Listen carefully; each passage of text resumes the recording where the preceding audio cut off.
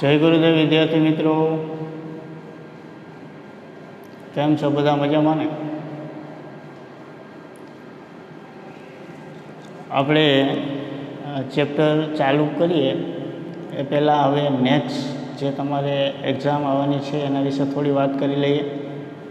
તમે હમણાં જ ટૂંક સમયની અંદર ગયા 10 દિવસમાં તમે 10-15 દિવસમાં જે એકમ કસોટી આવી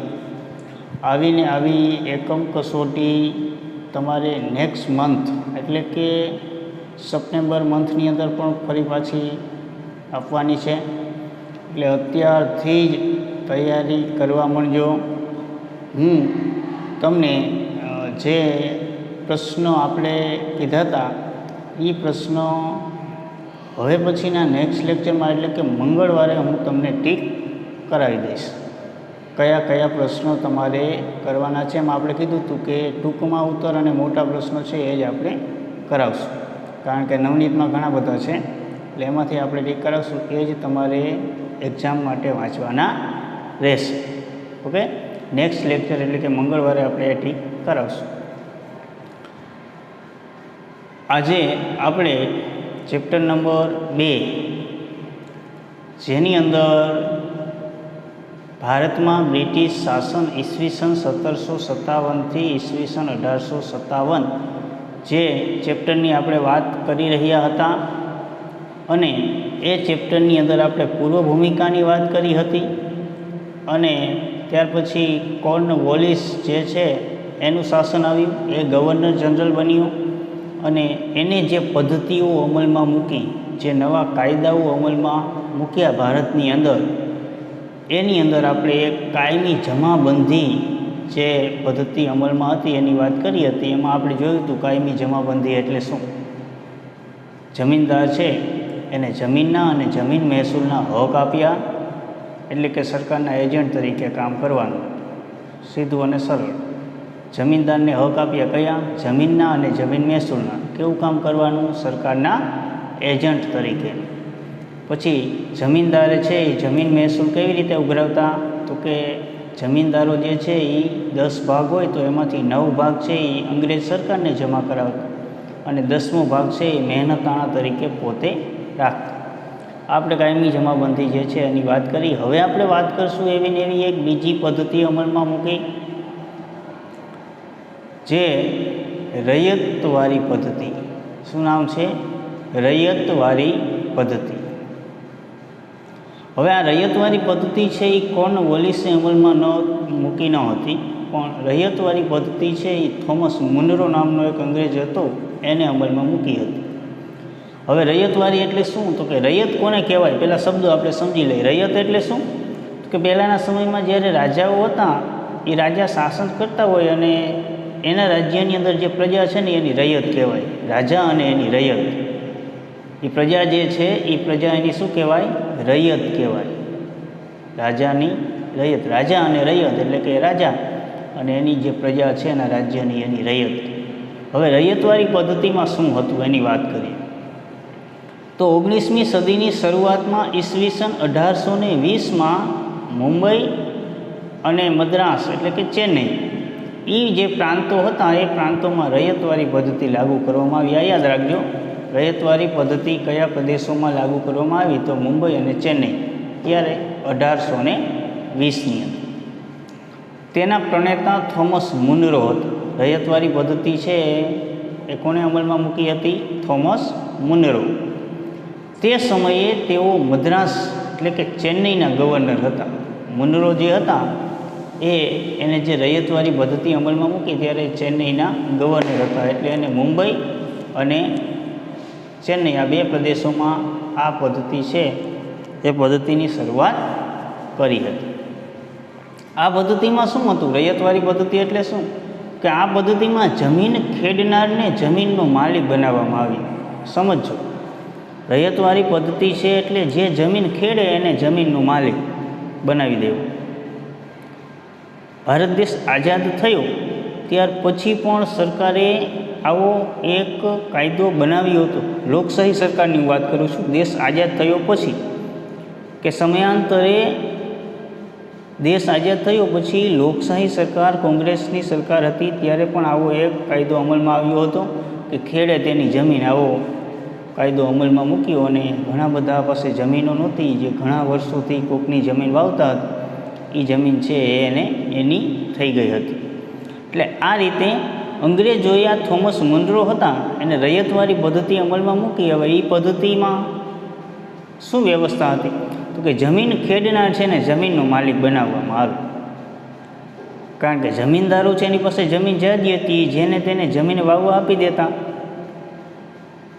એટલે ઘણા સમયથી, ઘણા વર્ષોથી એકને એક વ્યક્તિ એક જમીન વાવતો, એટલે આવો કાયદો એને બનાવ્યો કે જે જમીન ખેડે એ જમીન એની. એટલે બીજાની જમીન જઈને ખેડી નાખો એટલે તમારી થઈ જાય એવું નહીં. એ જમીન ખેડીને એ જમીનમાં વાવે, ઉત્પાદન લે, એ જમીન છે એની. આ રૈયતવાળી પદ્ધતિ. જમીન ખેડનાર છે ને જમીનનો માલિક બનાવવામાં આવી. સરકારની શરત મુજબ જમીન મહેસૂલ ચૂકવવાનું હતું.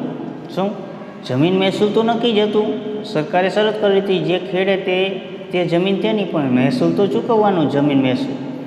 આથી આ પ્રથાની જમીનની માલિકી હકનો કોઈ ફાયદો થતો ન હતો.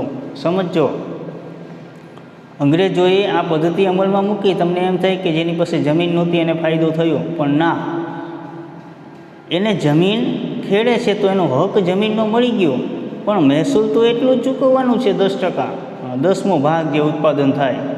હવે આ ખેડૂત છે એમાં ખેડે અને વાવે અને ઉત્પાદન કરે, તો એમાં જે ઉત્પાદન થાય એ મહેસૂલ પેટે અંગ્રેજોને દેવાનું છે. એટલે આ અંગ્રેજોની શરત હતી. એટલે આમાં ખેડૂતોને કોઈ ફાયદો થતો હતો નહીં. એટલે કે જમીનની માલિકી જેને આપી દીધી છે એને એ જમીન માલિકીનો હક જે મળ્યો છે એનો કોઈ ફાયદો ન થતો, કારણ કે ઉત્પાદન થાય એ લગભગ તો અંગ્રેજો લઈ જતા હતા. તેના કારણો આ મુજબ હતા. શું કામ ખેડૂતોને ફાયદો નહોતો થતો? એના કારણો જોઈએ કે જમીનનું વધારે પડતું મહેસૂલ હતું. મેં અગાઉ પણ ઉદાહરણ આપ્યું હતું, બરાબર, કે 1 વીઘા જમીન હોય અથવા તો 2 વીઘા જમીન હોય, એ 2 વીઘા જમીન છે, એ 2 વીઘા જમીનની અંદર ધારી લ્યો કે 70 મણ ઘઉં થયા. કેટલા? 70 મણ. 70 મણ ઘઉં થયા તો એના 10 ભાગ કરો. 10 ભાગ કરો એટલે કેટલા થાય? 7 મણ થયા ને, 10 × 70, 7 મણ. તો હવે એમાં 9 ભાગ તો અંગ્રેજો લઈ જાય, ખેડૂત પાસે વધે કેટલા? 7 મણ. હવે એ આખા વર્ષનું એનો ખોરાક નહીં ન થાય. પછી એને મહેનત કરી એની આવક તો જે મહેનતાણું મળવું જોઈએ એ ન મળે, એટલે વધારે પડતું મહેસૂલ. પછી બીજો મુદ્દો હતો, સરકાર ઈચ્છે ત્યારે જમીન મહેસૂલમાં વધારો કરવાનો હક ધરાવતી હતી. સરકારને મજા આવે ત્યારે જમીન મહેસૂલ વધારી દે કે ભાઈ હાલો આ વર્ષે આટલું મહેસૂલ ભરવું પડશે. ત્રીજો મુદ્દો હતો, કોઈ પણ સ્થિતિમાં અનાજ ન પાકે કે નાશ પામે તો પણ રૈયતે જમીન મહેસૂલ તો આપવું જ પડતું. રૈયત એટલે પ્રજાએ, ખેડૂતોએ, કે દુષ્કાળ પડ્યો, અનાજ અતિવૃષ્ટિ થઈ, અનાજ બળી ગયું, અનાજ ન થયું, ખેતરમાં ઉત્પાદન થયું કે ન થયું, અંગ્રેજોને મહેસૂલ ફરજિયાતપણે આપવાનું. અનાજ ન થયું તો પૈસા આપી દેવાના. આ 3 મુદ્દાના કારણે એવું કહી શકાય કે જમીન માલિકીનો હક રૈયતને આપ્યો, પણ રૈયતને એનો કોઈ ફાયદો થયો નહીં, માત્ર અંગ્રેજોને લાભ થતો. આ હતી રૈયતવાળી પદ્ધતિ. હવે ત્રીજી એવી પદ્ધતિ છે એની આપણે વાત કરીશું, મહાલવારી પદ્ધતિ. કેવી? મહાલવારી પદ્ધતિ. હવે મહાલવારી પદ્ધતિ છે, મહાલવારી પદ્ધતિની વાત કરીએ તો આ પદ્ધતિ, મહાલ એટલે એ સમયમાં ગ્રામીણ વિસ્તાર એને મહાલ કહેવામાં આવતું. ગ્રામીણ વિસ્તાર છે એને શું કહેવામાં આવતું? મહાલ. ગ્રામીણ વિસ્તારના અલગ અલગ ભાગો પાડવામાં આવતા અને મહાલ તરીકે ઓળખવામાં આવતું. એની અંદર જો વાત કરવામાં આવે, મહાલવારી પદ્ધતિ છે એમાં વાત કરીએ તો મહાલવારી પદ્ધતિનો અમલ ઉત્તર પશ્ચિમ પ્રાંત અને મધ્ય ભારતના કેટલાક પ્રદેશોમાં થયો હતો. હવે આપણે આગળ વાત કરીશું મહાલવારી પદ્ધતિ એટલે શું. પહેલાં શરૂઆત એની જોઈએ કે મહાલ પદ્ધતિનો અમલ કયા વિસ્તારમાં કરવામાં આવ્યો હતો, તો એમાં ઉત્તર પશ્ચિમ ભારતનો ઉત્તર ભાગ અને પશ્ચિમ બાજુનો ભાગ, એટલે એમાં ખાસ કરીને પંજાબ છે, રાજસ્થાનનો ઉત્તર ભાગ આવે, પછી હરિયાણા છે, અવધ એટલે ઉત્તર પ્રદેશનો પશ્ચિમ ભાગ આવે, બરાબર, અને આગ્રા, આ બધા જે પ્રદેશો છે એ પ્રદેશોનો સમાવેશ થાય છે. અને મધ્ય ભારતમાં મધ્યપ્રદેશનો પણ સમાવેશ થાય છે, અને ઓરિસ્સાના અમુક વિસ્તારો પણ એમાં આવી જાય. એટલે કે ઉત્તર પશ્ચિમ પ્રાંત અને મધ્ય ભારતના કેટલાક પ્રદેશોમાં થયો હતો. હવે મહાલવારી પદ્ધતિનો અમલ કોને કર્યો હતો, કોને શરૂઆત કરી હતી, તો કે હોલ્ટ મેકેન્જી નામના અંગ્રેજ અધિકારીએ ઈસવીસન 1822માં મહાલવારી પદ્ધતિ દાખલ કરી. હોલ્ટ મેકેન્જી ત્રણે ત્રણ આપણે પદ્ધતિઓની વાત કરી. પહેલી પદ્ધતિ કાયમી જમાબંધી, તો એ કોર્નવોલિસે. ત્યાર પછી રૈયતવારી પદ્ધતિ, તો એ થોમસ મુનરોએ દાખલ કરી. અને મહાલવારી પદ્ધતિ, તો એ હોલ્ટ મેકેન્જી નામનો અંગ્રેજ હતો, એને 1822માં મહાલવારી પદ્ધતિની શરૂઆત કરી. બ્રિટિશ મહેસૂલી દફતર, દફતર એટલે ઓફિસ થાય, અને ઓફિસમાં રેકોર્ડ હોય ને, અંગ્રેજોની જે મહેસૂલી ઓફિસ હતી એમાં જે રેકોર્ડ હતા, કાગળિયા હતા, એમાં ગ્રામ અથવા ગ્રામના સમૂહ માટે મહાલ શબ્દ પ્રયોગ થતો હતો. સમજો, મહાલ એ લોકો કોને કહેતા, તો કે ગામ અથવા ગામનો આખો સમૂહ હોય, એક ગામ હોય અથવા 4-5 ગામ હોય, ભેગા હોય, તો એ ગામના સમૂહને મહાલ અથવા એ ગામ હોય એને મહાલ તરીકે ઓળખવામાં આવતું. કે ચાલો આ મહાલનું મહેસૂલ આવી ગયું છે, આ મહાલનું મહેસૂલ બાકી છે. એટલે બ્રિટિશ ઓફિસ જે છે એની અંદર રેકોર્ડ હતો, એમાં મહાલ એટલે ગામ અથવા ગામનો સમૂહ. મહાલનું એકમ ગામ હતું. મહાલ એટલે એ મહાલ છે એની અંદર પાછા અલગ અલગ 2-3 ગામડા હોય, તો એનું એકમ પાછું ગામડું હતું અથવા ગામનો સમૂહ હતો, બરાબર. આ પ્રથા અનુસાર મહેસૂલનું એકમ ખેડૂતનું ખેતર નહીં, પણ સમગ્ર ગામ કે ગામની જમીનના સમૂહોનો સમાવેશ થતો. સમજો, આ જે પદ્ધતિ છે એ પદ્ધતિ મુજબ મહેસૂલ કેવી રીતે લેવામાં આવતું હતું, તો કે આ પદ્ધતિની અંદર મહેસૂલ છે એ ખેતર કે એક ખેડૂત છે એને મહેસૂલ ભરવું, વળી બીજો ખેડૂત છે એનું મહેસૂલ એને ભરવું, એમ નહીં. પણ આમાં મહેસૂલ છે એ સમગ્ર ગામ, આખું ગામ કે ગામની જમીનના સમૂહનો સમાવેશ. કે ચાલો આખું ગામ છે, આખા ગામમાં કેટલા ખેડૂતો છે, કે આખા ગામ છે, આખા ગામની જમીન કેટલી છે, ખેતીલાયક જમીન જે છે તે, બરાબર. એમાં કઈ રીતે મહેસૂલ નક્કી કરતા, તો કે આ પદ્ધતિમાં ગામનું સર્વેક્ષણ કરી ખેતર અથવા ખેતરોના ઉત્પાદનની આવક વગેરે ધ્યાનમાં લઈ જમીન મહેસૂલ નક્કી કરવામાં આવતું. હવે શું કરતા એ સમજો. પહેલાં ગામનું સર્વેક્ષણ કરે, આખા ગામનું સર્વેક્ષણ એટલે ચકાસે કે ગામમાં જમીન કેટલી છે, ખેડૂતો કેટલા છે. ત્યાર પછી એ ખેતરમાં ઉત્પાદન કેટલું આવે છે, એક ખેતરમાં વધારે આવતું હોય, એક ખેતરમાં ઓછું આવતું હોય, બરાબર.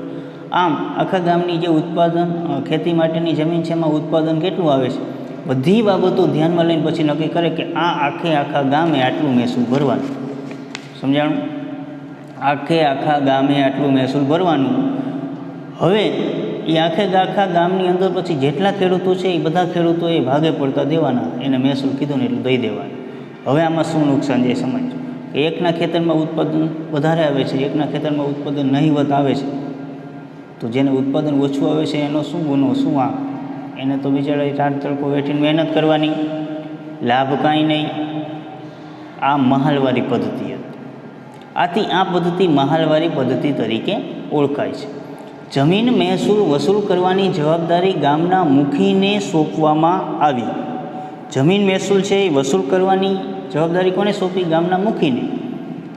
હવે એ ગામ છે, ગામનું એક મુખી અંગ્રેજો નક્કી કર્યું કે આ ગામની જવાબદારી તારી. ગામ પંચાયત ભરે કે ગામડાની અંદર કોઈ ઝઘડા થયા હોય તો એનો ન્યાય પણ એ ગામનું મુખી જ કરે, ગામના પાદરમાં ભેગા થઈ.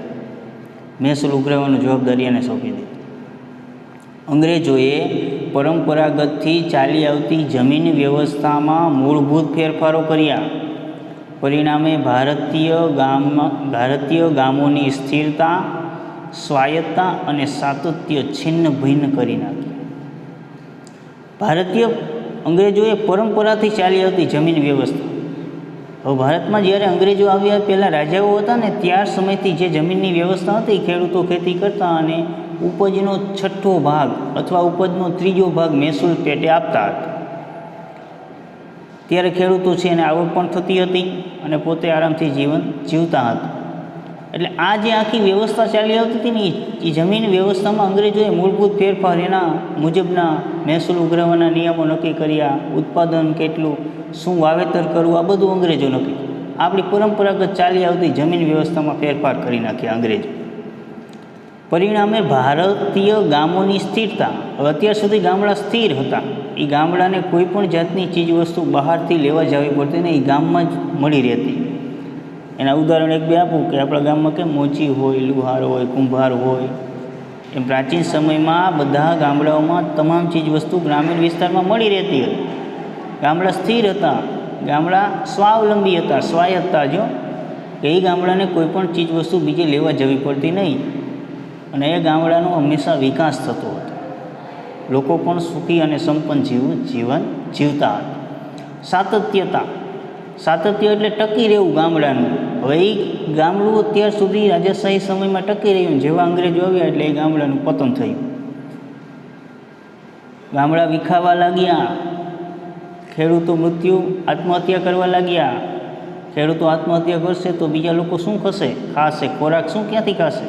એટલે અંગ્રેજોએ ગામડાની સ્થિરતા, સ્વાયત્તતા અને સાતત્યતા છિન્ન ભિન્ન કરી નાખી.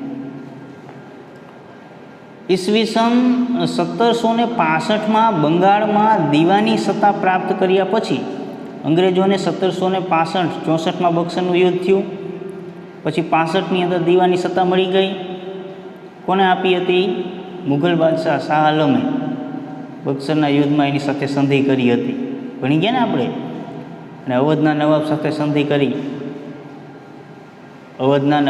સંધિ કરી અને મુઘલ બાદશાહ શાહ આલમ છે એની સાથે સંધિ કરી અંગ્રેજી બક્સરના યુદ્ધ પછી. એટલે દીવાની સત્તા પ્રાપ્ત એટલે આપણે એમાં એ પણ જોયું હતું કે અવધના નવાબ છે ને 50 લાખનો દંડ અને મુઘલ બાદશાહને એની સાથેની સંધિ હતી, એમાં બંગાળ, બિહાર, ઓરિસ્સાની દીવાની સત્તા આપવાની હતી. બદલામાં અંગ્રેજોને ખંડણી પૈસા આપી દીધી. એટલે દીવાની સત્તા પ્રાપ્ત કર્યા પછી કંપનીએ તેના કર્મચારીઓ પાસે બંગાળની વાર્ષિક ઉપજની માહિતી એકઠી કરાવી. હવે પ્રદેશમાં તમામ સત્તા મળી ગઈ અંગ્રેજોને, એટલે કંપનીની અંદર જે કર્મચારી કામ કરતા હતા એને કીધું કે બંગાળમાં વર્ષ દરમિયાન આવક કેટલી થાય છે, ઉપજ આપણને કેટલી થાય છે, એની માહિતી ભેગી કરાવી. કારણ કે બ્રિટન માટે બંગાળનું મૂલ્ય યુરોપના નિકાસ માટે ખેત પેદાશો આપનારું ક્ષેત્ર હતું. શું? બ્રિટન એટલે ઇંગ્લેન્ડ માટે બંગાળ કેટલું મૂલ્યવાન હતું? ઇંગ્લેન્ડ જે છે, બ્રિટન છે, એના માટે બંગાળ એટલું બધું મૂલ્યવાન હતું. શું કામ? તો કે યુરોપના જે દેશો છે એમાં નિકાસ માટે ખેત પેદાશો અહીંયાથી મળતી હતી. ગળી છે, બરાબર, એ ઉપરાંત શણ છે, એ ઉપરાંત રેશમ જે છે, આ બધું ખેત પેદાશો જે છે એ અહીંયાથી મળતી અને યુરોપમાં એ પહોંચાડતા હતા. યુરોપના પોતાના દેશમાં તો વેચતા, અન્ય દેશોમાં પણ વેચતા હતા. એટલા માટે એટલું મૂલ્યવાન હતું બંગાળ. આથી તેણે ખેત પેદાશો ઉપર પકડ જમાવી. ખેતરમાં જે ઉત્પાદન થાય છે એ ઉત્પાદન અંગ્રેજોએ પોતાના હસ્તક લઈ લીધું અને યુરોપના દેશોમાં અને એના ઇંગ્લેન્ડની અંદર એ પોતે વેચી અને કમાવા લાગ્યા. આ રીતે ધીરે ધીરે અંગ્રેજોએ પોતાની સત્તા જમાવી દીધી અને ભારતને પાયમાલ કરી નાખી. આમ આપણે આજે બે પદ્ધતિની વાત કરી, રૈયતવારી પદ્ધતિ અને રૈયતવારી પદ્ધતિ અને મહાલવારી પદ્ધતિ. રેડી? રૈયતવારી પદ્ધતિ એટલે રૈયત, પ્રજા. મહાલવારી પદ્ધતિ એટલે ગ્રામીણ વિસ્તાર, ગામ, સમૂહ અને મહાલ ખેતી. આજના લેક્ચરમાં આપણે અહીંયા સુધી રાખશું. આજનું તમારું હોમવર્કમાં પણ આ બે પદ્ધતિ જ છે, રૈયતવારી પદ્ધતિ અને મહાલવારી પદ્ધતિ. બંને જે મુદ્દા છે એ બંને મુદ્દા તમારે હોમવર્કમાં લખવાના રહેશે. ઓકે? હવે તમને હું પ્રશ્નોને એ છે એ નેક્સ્ટ લેક્ચર આવશે એમાં હું તમને પ્રશ્નોને એ કરાવી દઈશ. મોટા પ્રશ્નોને ટૂંકમાં ઉત્તર કેટલા કરવાના છે અથવા તો લખવાના છે. બંને ચેપ્ટરના કરાવી દઈશ, જે બે ચેપ્ટર ચાલી ગયા છે એ બંને. ઓકે? તો આજનો લેક્ચર આપણે અહીંયા સુધી રાખશું.